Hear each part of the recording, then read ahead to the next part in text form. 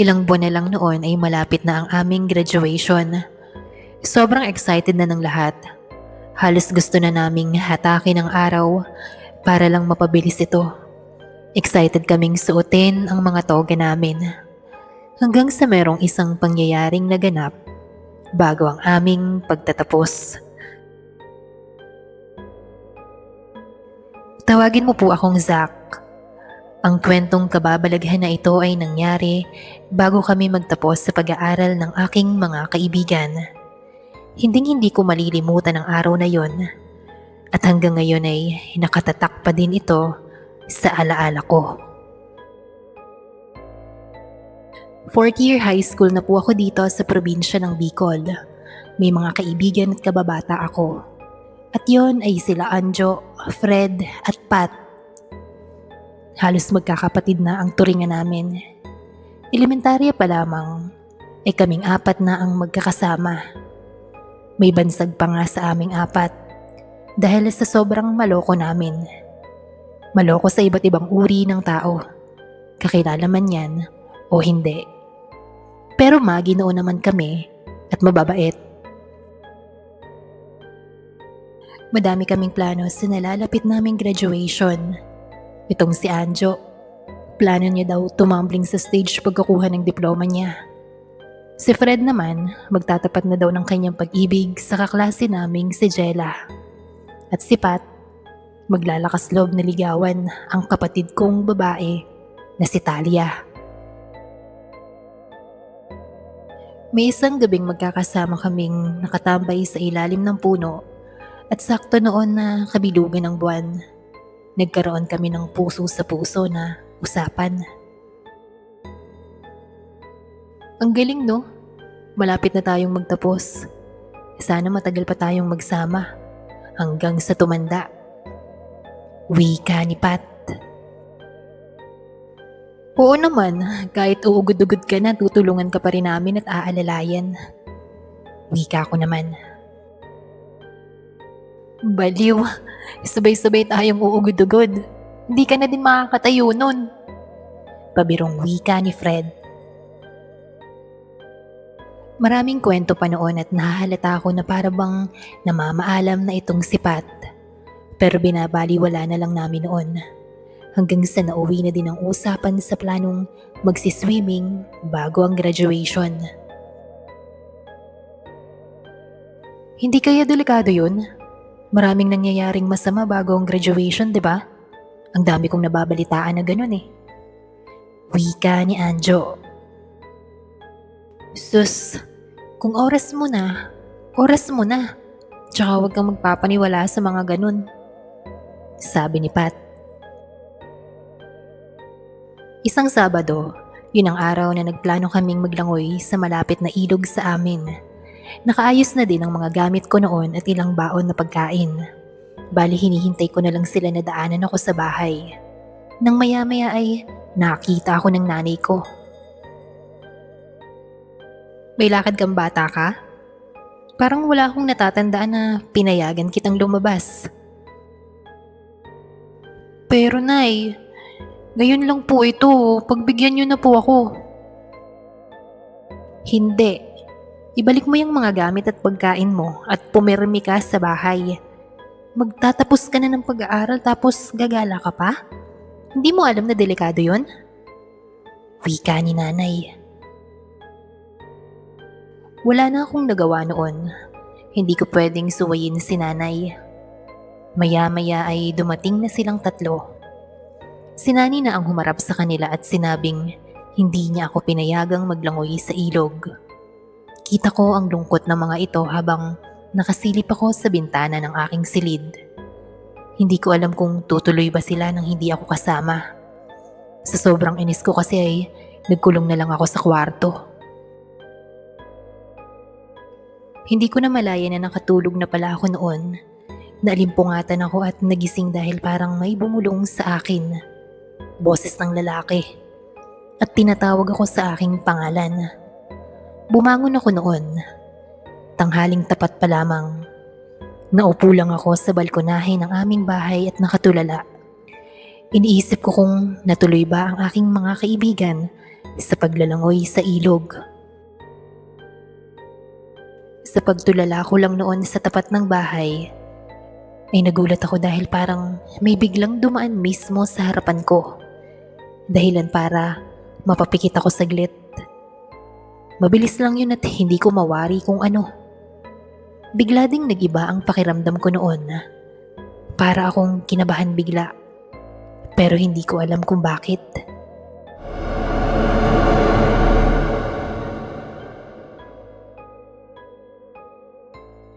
Saglit ay kinurap-kurap ko ang aking mga mata. At nang mapatingin ako sa di kalayuan, ay may lalaking nakatayo doon. Tumayo rin ako at lumakad ng kaunti. At nang maaninag ko ito, si Pat. Ngumiti ako at kumaway sa kanya. Agad ay lumabas ako ng bahay at dali-dali ko siyang pinuntahan. Uy, tol! Natuloy kayo? Asan yung dalawa? Bakit hindi mo sila kasama? Pasensya na ha. Hindi na ako nakalabas kanina. Nahihiya din kasi ako sa inyo. Wika ko. Nakatingin lang ito sa akin. Diretso lang na nakatayo. Basang-basa pa ito at mukhang natuloy nga sila sa paliligo sa ilog. Nang biglang narinig kong tinatawag ako ni nanay sa may kabilang banda. Mabilis itong tumatakbo papunta sa akin. Anak, ang mga kaibigan mo. Wika nito na may kasamang pag-aalala. Nay, ano po ba yun? Relax lang po kasi. Hindi ko po kayo maintindihan. Nalunod ang isa sa mga kaibigan mo. Puntahan mo sila doon sa ilog. Bilisan mo. Nalunod si Pat. Nay, ano bang sinasabi mo? Kasama ko si Pat, oh. Nang lumingon ako sa pwesto kung saan andun si Pat, ay laking gulat ko dahil wala na ito.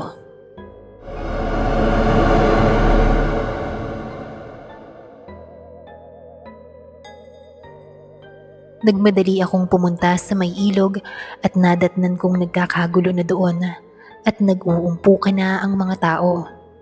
Sinalubong at niyakap ako ni Fred at ni Anjo habang umiiyak ang mga ito.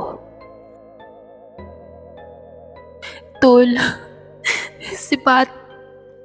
Wala na si Pat. Humahagulgol na wika ni Anjo.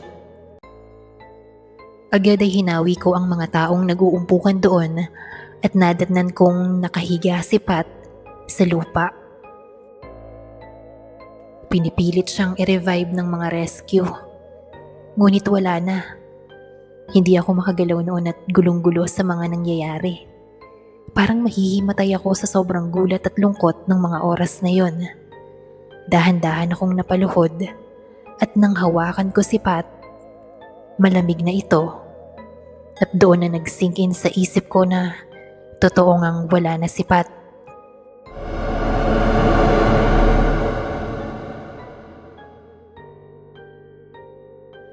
Unang araw ng burol nito ay andun lang kami sa harap ng kabaong niya. Tulala kaming tatlo at hindi alam kung paano magsisimulang magsalita.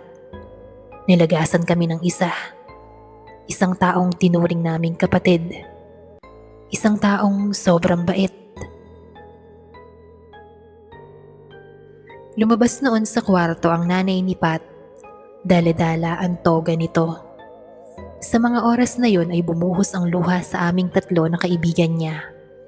Ang tagal naming hinintay ang araw ng aming pagtatapos, pero ganun ang nangyari.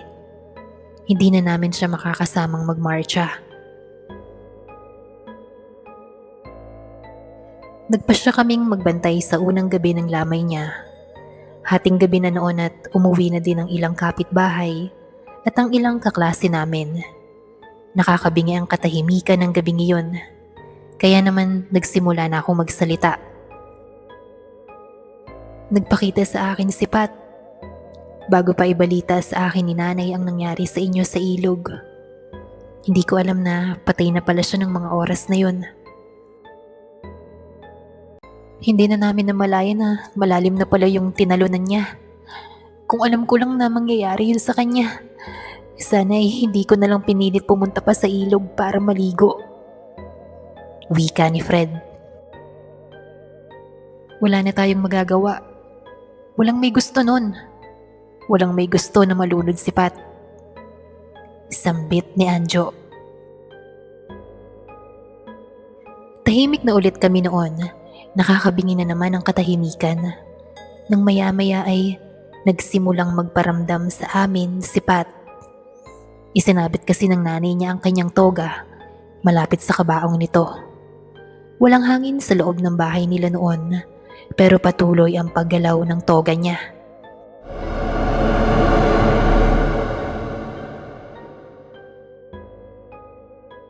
Imbis na matakot kami ay mas nangibabaw ang lungkot dahil alam naming gustong masuot ni Pat ang kanyang toga.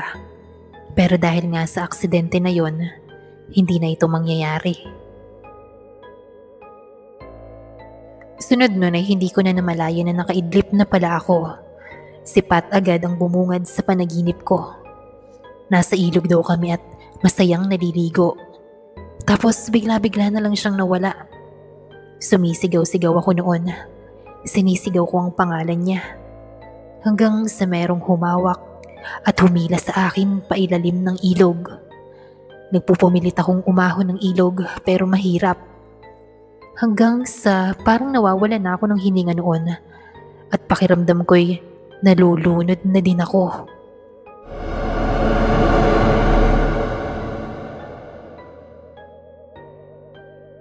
Nagising ako noon na tinatapik-tapik nila ang mukha ko. Ako naman ay naghahabol ng hininga. Siguro ay pinaramdam sa akin ni Pat sa panaginip kung ano ang pakiramdam niya nung mga oras na nalulunod siya. Tol, kanina ko pa sumisigaw. Pangalan ni Pat ang binabanggit mo. Nagpakita na naman ba siya sa'yo? Tumango lang ako noon at nagdesisyon na magtimpla ng kape. Pinagtimpla ko din yung dalawa. Sandali namang umalis si Anjo para gumamit ng banyo. At pagbalik niya maya-maya ay nagmamadali itong tumatakbo. Dahil si Pat, kinakatok daw siya sa banyo at paulit-ulit siyang tinatawag.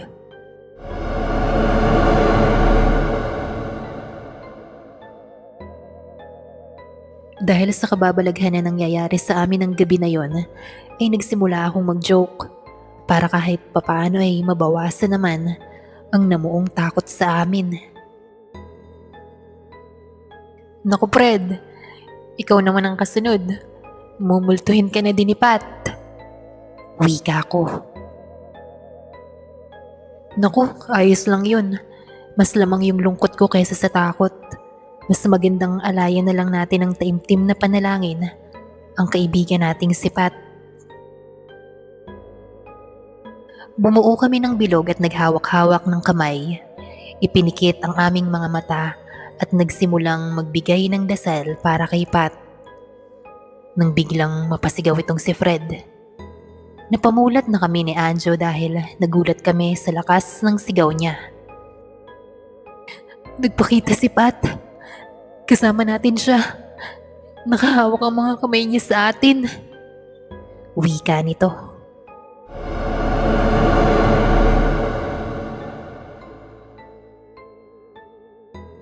Pumikit lang kayo ulit at magdasal. Ituloy lang natin to. Kaso hindi na kami nakapagdasal pa ulit dahil sa may malamig na hangin na pumasok sa loob ng bahay. Sunod ay nagpatay sindi na noon ang mga ilaw. Gumagalaw ng kusa ang mga upuan at ang ilang mga gamit.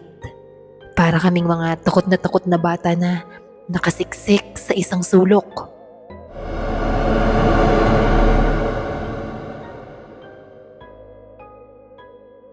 Natigil lang ang mga paramdam ng magising at lumabas ng kwarto ang nanay ni Pat.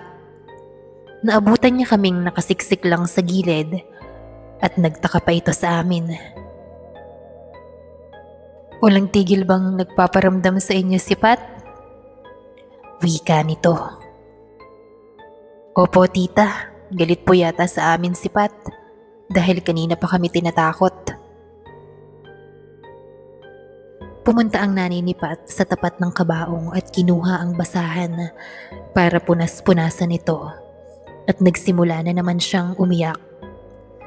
Bumalik naman kami sa pagkakaupo at nanahimik na ulit. Umupo ito sa katabi namin. Binigyan ni Fred ng tubig si tita. Ako naman ay tinatapik at pinapatigil ko na din siya sa pag-iyak.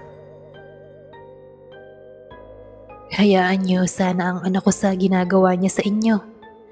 Siguro ay yan ang kanyang nakikitang daan para malaman natin na nandito lang siya sa paligid. Nakasubaybay lang sa atin.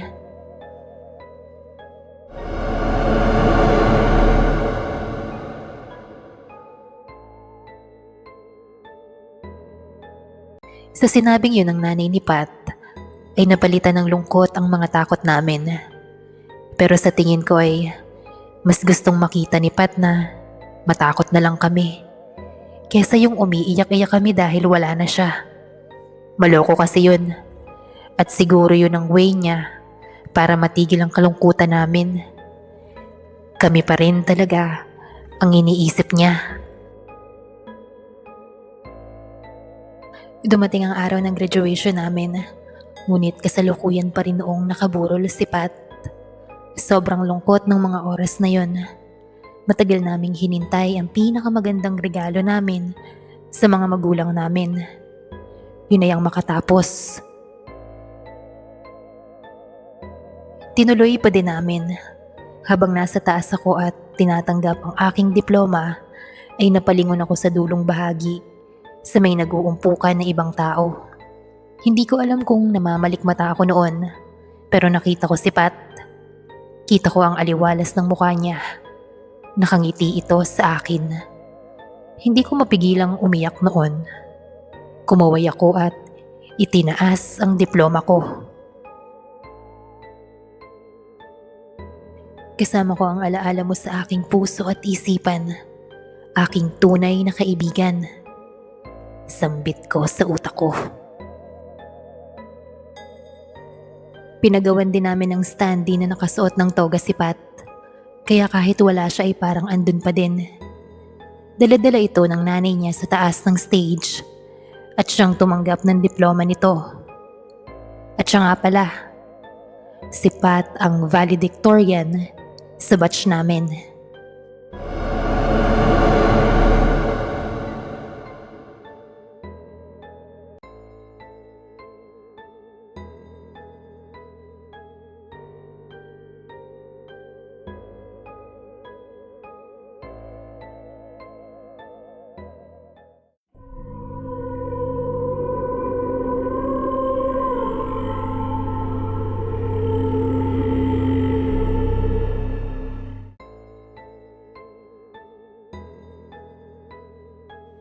Tawagin mo na lang akong Sol, isang estudyante. Kwento ito noong naghahanda kami para sa aming nalalapit na pagtatapos. Excited ang lahat. Siyempre lalo na ako dahil isa ito sa pinakamasayang araw sa buhay ng isang mag-aaral. Sa sobrang dami naming gagraduate ay hindi na magkamayaw ang kinuhang photographer ng aming eskwelahan. Ang dami namin at lahat yun ay kukuhanan niya ng litrato, grupo-grupo at isahan. Kaya naman nung araw na yun ay nagpaunahan na ang ilang estudyante para makuhanan lang ng larawan. Dahil nga sa mag-isa lang si Kuya Lando na photographer namin, bibihira pa lang kasi sa lugar namin ang may ganoong trabaho. Kaya no choice talaga at mag-isa lang siyang gagawa noon. Nagsimula siya ng bandang tanghali dahil may pinuntahan pa daw siya at inabot na ng gabi.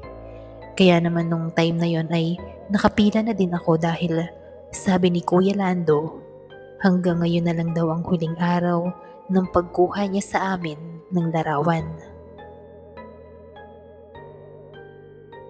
Halos buong section na namin ang nakapila noon nang nalaman na huling araw na ay wala na kaming nagawa kundi pumila. Kuya Lando, wala na bang ibibilis yan? Anong oras na po, baka mag-alala ang mga magulang namin ito? Wika ni Bitoy na kaklase ko. Bibilisan ko para sa'yo, saglit lang ha.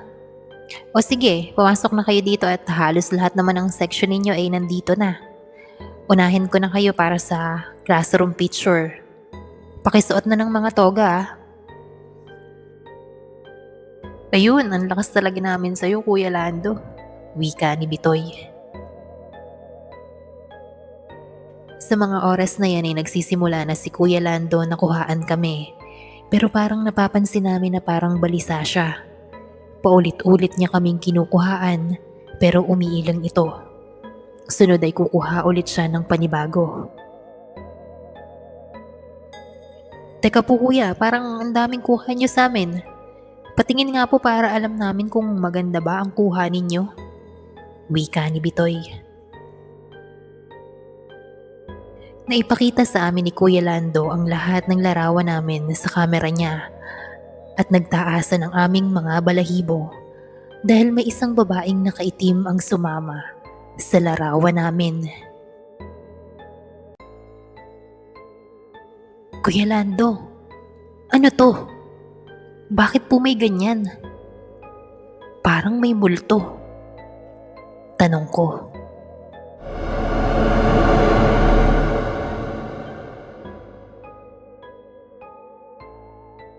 Taon-taon na ginagawa ko itong trabaho na ito ay laging ganito, na may babaeng sumasama sa larawan. Kahit sa kabilang section ay meron din. Nabanggit niyo po ba ito sa principal?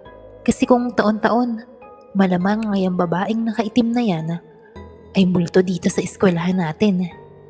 Dapat ipaalam ito sa principal para mapablessing ang buong paaralan natin. Wika ko. Tama, delikado yan dahil baka mamaya manakit na siya ng mga estudyante dito o kaya sapian niya. Grabe, nakakatakot. Inulit naming muli ang pagkuha sa amin ng larawan hanggang sa nasira ang kamera ni Kuya Lando. Hindi na ito gumagana. Iisang kamera lang yon at wala siyang extra pa. Ang ending nun, group picture lang ang meron kami at walang solo na picture. Naghintay tayo at pumila ng matagal para makuhanan ng larawan pero ganito lang. Palpak. Siguro naman ay maaayos yan ni Kuya Lando at baka malay mo bukas pwede pa ding magpakuha ng larawan sa kanya. Wika ko. Kinabukasan ay hindi na dumating si Kuya Lando sa eskwelahan namin. Kaya naman meron kaming classmate na may kaya sa buhay at may dala itong kamera. Sinubukan namin sa kanya magpakuha ng larawan. Maayos naman noon. Natapos kaming lahat. Nakuhanin niya kami isa-isa. Hindi lang namin makikita agad dahil ipapadevelop niya pa daw ito. Nagpasya kaming pagkatapos ng klase ay pupuntahan namin ang bahay ni Kuya Lando para makuha ang group picture namin. Umaasa kami na maayos niya ang graduation picture namin at matatanggal niya ang multo sa larawan. Noong andun na kami ay hindi mapinta ang mukha ni Kuya Lando. Tinanong namin siya kung bakit. Agad ay pinakita niya sa amin ang mga larawan namin. Andun na lang ang gulat at takot naming lahat dahil wala kaming ulo sa larawan. At ang tanging ang multo ng babae lang ang meron. Kitang-kita ang mukha niyang nakakatakot. Nakangiti ito na parang nakakaloko.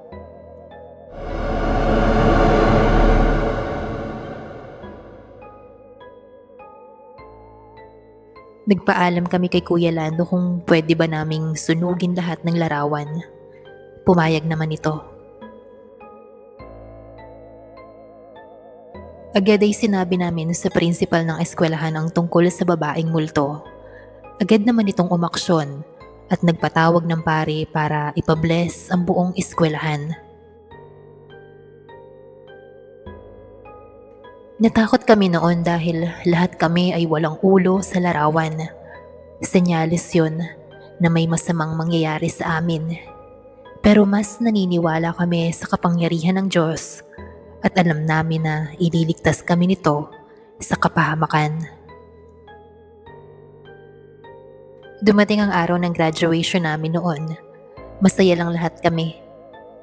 Nakita namin si Kuya Lando at may dala itong bagong kamera. Kuhaan ko kayo ng larawan, kayo ng section nyo. Doon sa may stage. Wika nito.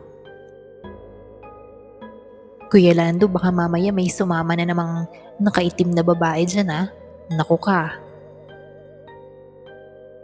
Wala, bagong camera na to. Tsaka nasa court tayo, wala tayo sa school.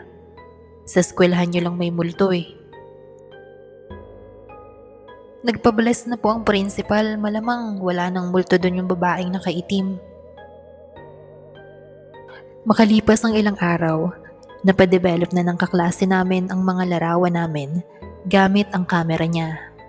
Pero katulad nung nangyari sa camera ni Kuya Lando, ganun din ang nangyari sa kanya. Puro babaeng nakaitim at puro itim lang ang nakita namin sa mga larawan. Agad din naman namin itong sinunog lahat.